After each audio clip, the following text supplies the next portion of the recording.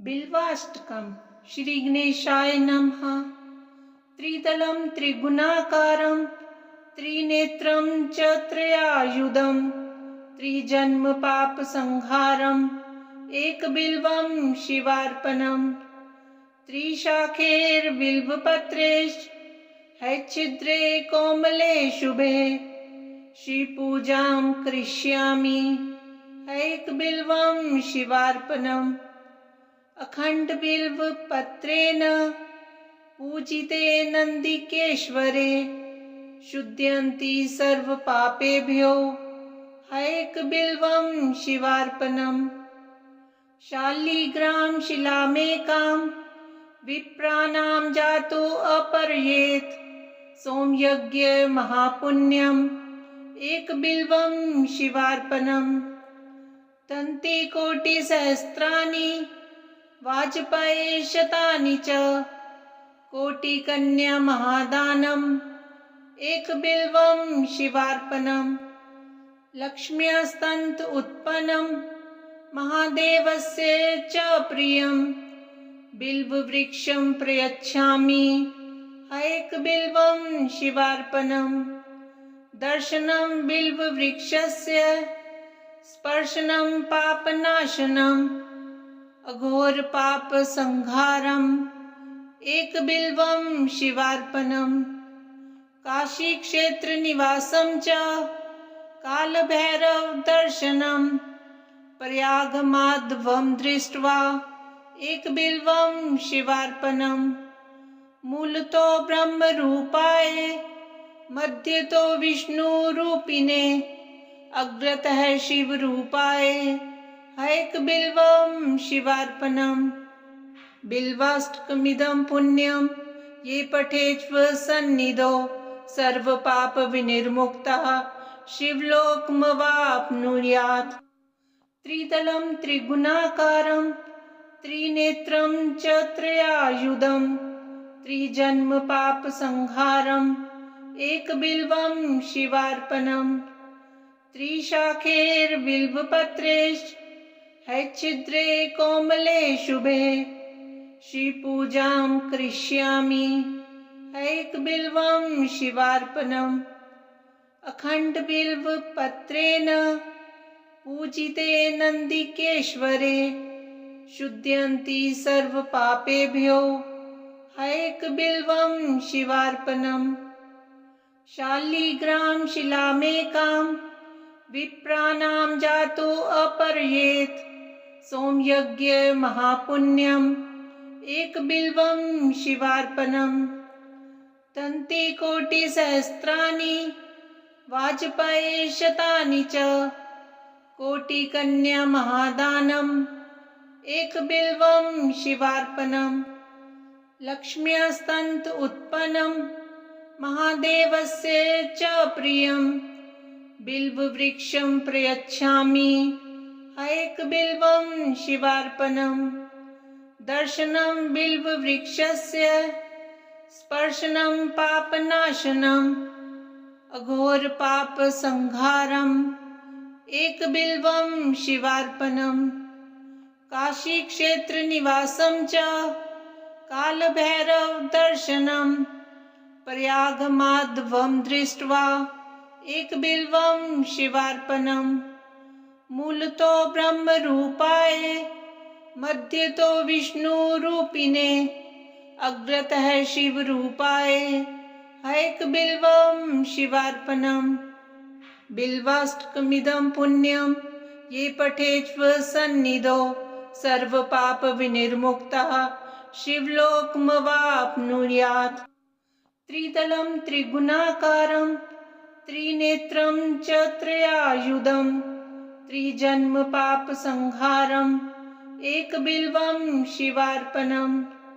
त्रिशाखैर्बिल्वपत्रैश्छिद्रे कोमले शुभे श्रीपूजां करिष्यामि एकबिल्वं शिवार्पणम्। अखण्डबिल्वपत्रेण पूजिते नन्दिकेश्वरे शुध्यन्ति सर्वपापेभ्यो एकबिल्वं शिवार्पणम्। शालिग्राम शिलामेकां विप्राणां जातो अपर्येत सोमयज्ञ महापुण्यम् एकबिल्वं शिवार्पणम् तन्तिकोटिसहस्राणि वाजपेयशतानि च कोटिकन्या महादानम् एकबिल्वं शिवार्पणम् लक्ष्म्यास्तन्त उत्पन्नम् महादेवस्य च प्रियम् बिल्ववृक्षं प्रयच्छामि एकबिल्वं शिवार्पणम् दर्शनं बिल्ववृक्षस्य स्पर्शनं पापनाशनम् अघोरपापसंहारम् एकबिल्वं शिवार्पणम् काशीक्षेत्रनिवासं च कालभैरवदर्शनम् प्रयागमाधवं दृष्ट्वा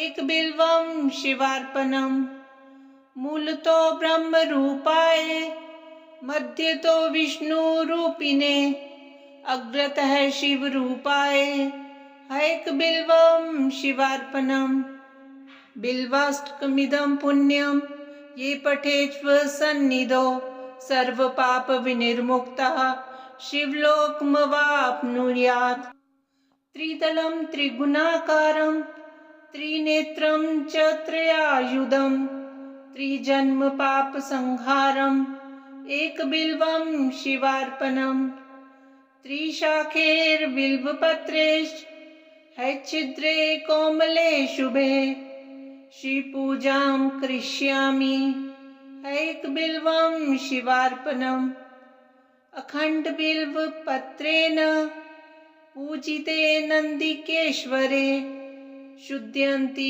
सर्वपापेभ्यो एकबिल्वं शिवार्पणम् शालिग्राम शिलामेकां विप्राणां जातो अपर्येत सोमयज्ञ महापुण्यम् एकबिल्वं शिवार्पणम् तन्तिकोटिसहस्राणि वाजपेयशतानि च कोटिकन्या महादानम् एकबिल्वं शिवार्पणम् लक्ष्म्यास्तन्त उत्पन्नम् महादेवस्य च प्रियम् बिल्ववृक्षं प्रयच्छामि एकबिल्वं शिवार्पणम् दर्शनं बिल्ववृक्षस्य स्पर्शनं पापनाशनम्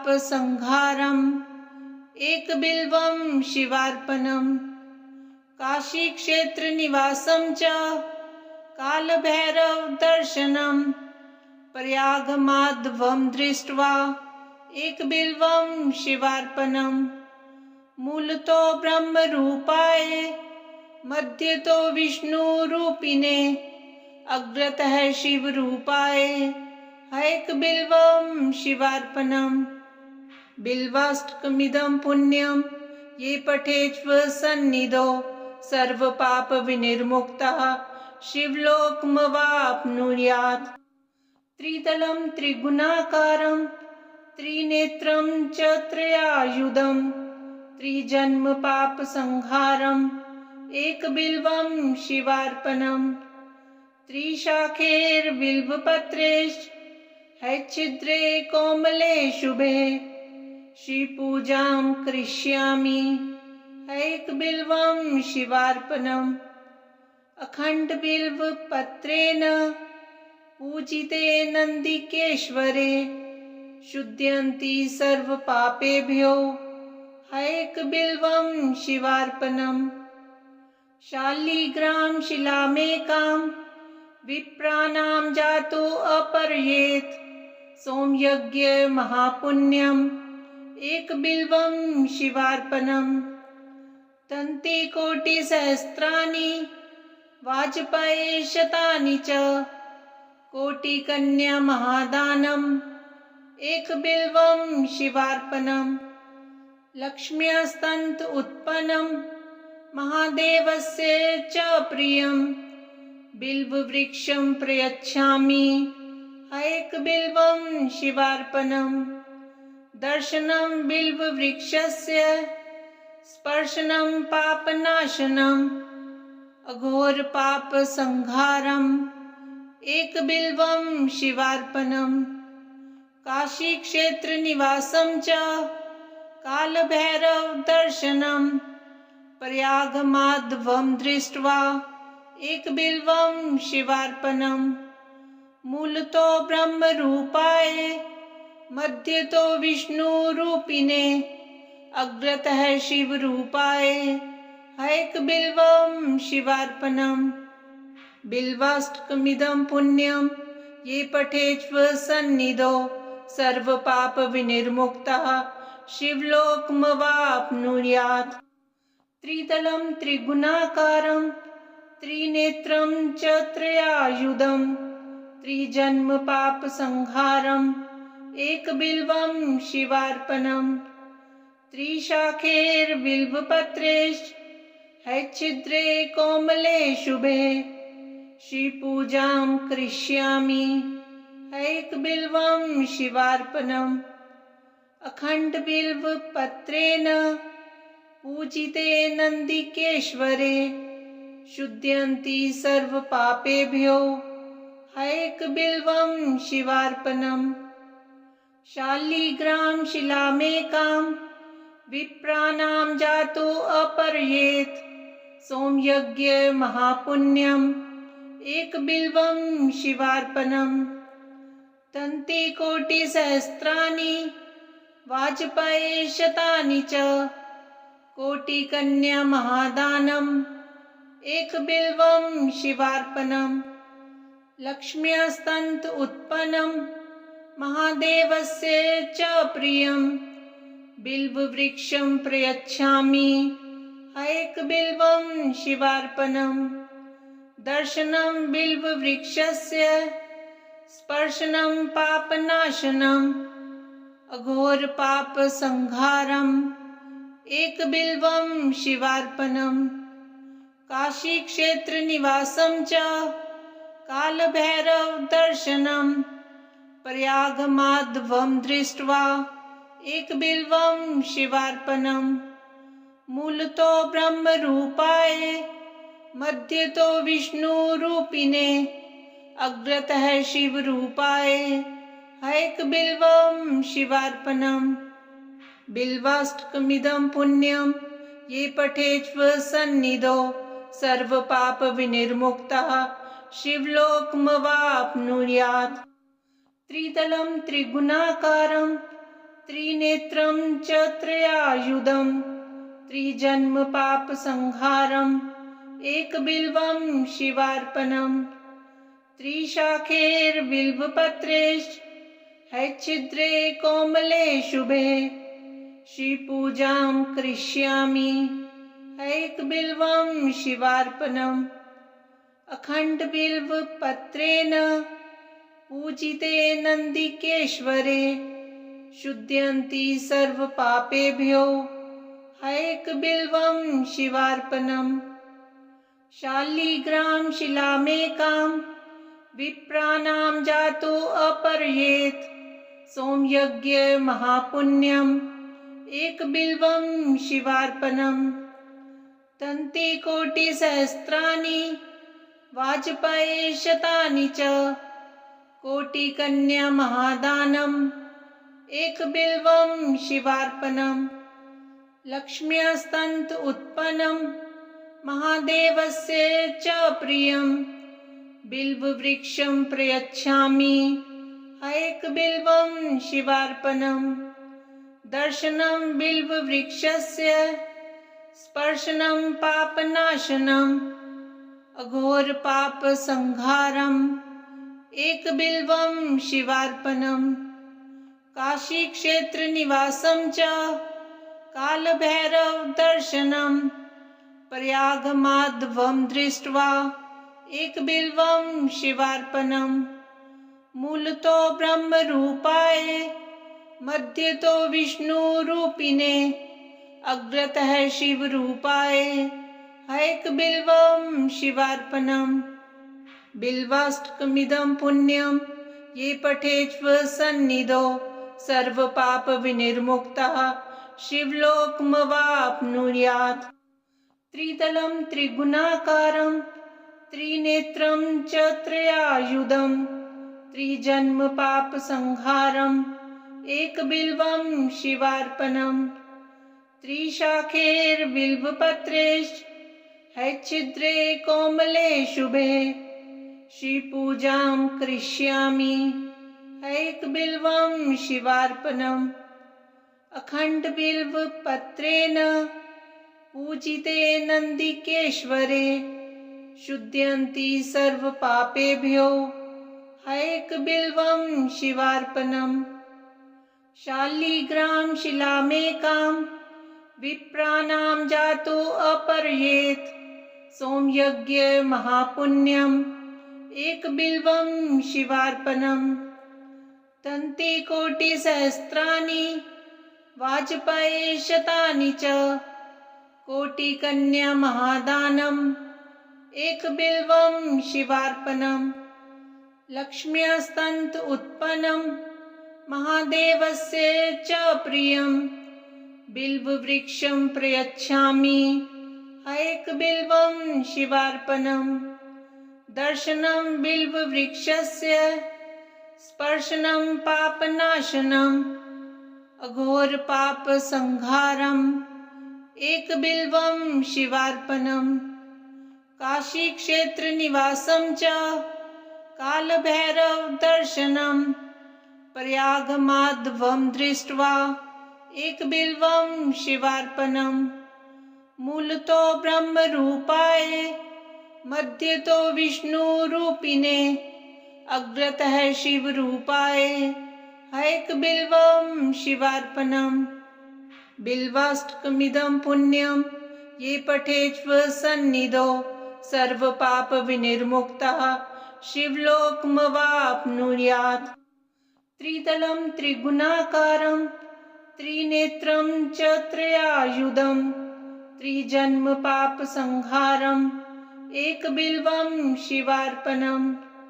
त्रिशाखेर्बिल्वपत्रेश्च हैच्छिद्रे कोमले शुभे श्रीपूजां करिष्यामि हैकबिल्वं शिवार्पणम्। अखण्डबिल्वपत्रेण पूजिते नन्दिकेश्वरे शुध्यन्ति सर्वपापेभ्यो हैकबिल्वं शिवार्पणम्। शालिग्राम शिलामेकां विप्राणां जातो अपरयेत् सोमयज्ञ महापुण्यम् एकबिल्वं शिवार्पणम्। तन्ते कोटिसहस्राणि वाजपेयशतानि च कोटिकन्या महादानम् एकबिल्वं शिवार्पणम्। लक्ष्म्यास्तन्त उत्पन्नं महादेवस्य च प्रियं बिल्ववृक्षं प्रयच्छामि हैकबिल्वं शिवार्पणम्।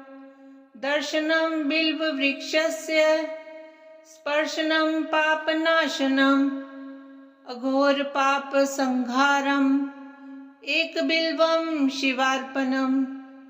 काशीक्षेत्रनिवासं च कालभैरवदर्शनम् प्रयागमाधवं दृष्ट्वा एकबिल्वं शिवार्पणम्। मूलतो ब्रह्मरूपाय मध्यतो विष्णुरूपिणे अग्रतः शिवरूपाय हैकबिल्वं शिवार्पणम्। बिल्वाष्टकमिदं पुण्यं ये पठेत् सन्निधौ सर्वपापविनिर्मुक्तः शिवलोकमवाप्नुयात्। त्रिदलं त्रिगुणाकारं त्रिनेत्रं च त्रयायुधं त्रिजन्म पापसंहारम् एकबिल्वं शिवार्पणम्। त्रिशाखेर्बिल्वपत्रेश्च हैच्छिद्रे कोमले शुभे श्रीपूजां करिष्यामि हैकबिल्वं शिवार्पणम्।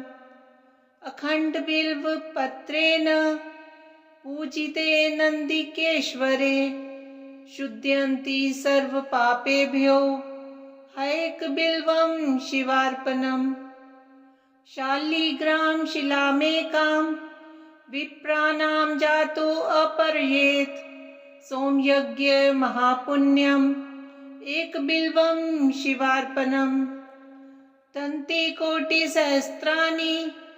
वाजपेयशतानि च कोटिकन्या महादानम् एकबिल्वं शिवार्पणम् लक्ष्म्यास्तन्त उत्पन्नं महादेवस्य च प्रियं बिल्ववृक्षं प्रयच्छामि एकबिल्वं शिवार्पणम् दर्शनं बिल्ववृक्षस्य स्पर्शनं पापनाशनम् अघोरपापसंहारम् एकबिल्वं शिवार्पणम् काशीक्षेत्रनिवासं च कालभैरवदर्शनम् प्रयागमाधवं दृष्ट्वा एकबिल्वं शिवार्पणम् मूलतो ब्रह्मरूपाय मध्यतो विष्णुरूपिणे अग्रतः शिवरूपाय एकबिल्वं शिवार्पणम्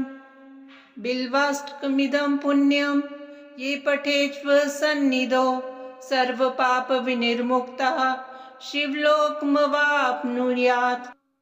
त्रिदलं त्रिगुणाकारं त्रिनेत्रं च त्रयायुधं त्रिजन्मपापसंहारम् एकबिल्वं शिवार्पणम् त्रिशाखैर्बिल्वपत्रैश्च हैच्छिद्रे कोमले शुभे श्रीपूजां करिष्यामि एकबिल्वं शिवार्पणम् अखण्डबिल्वपत्रेण पूजिते नन्दिकेश्वरे शुद्ध्यन्ति सर्वपापेभ्यो एकबिल्वं शिवार्पणम् शालिग्राम शिलामेकां विप्राणां जातो अपरयेत् सोमयज्ञ महापुण्यम् एकबिल्वं शिवार्पणम् तन्तिकोटिसहस्राणि वाजपेयशतानि च कोटिकन्या महादानम्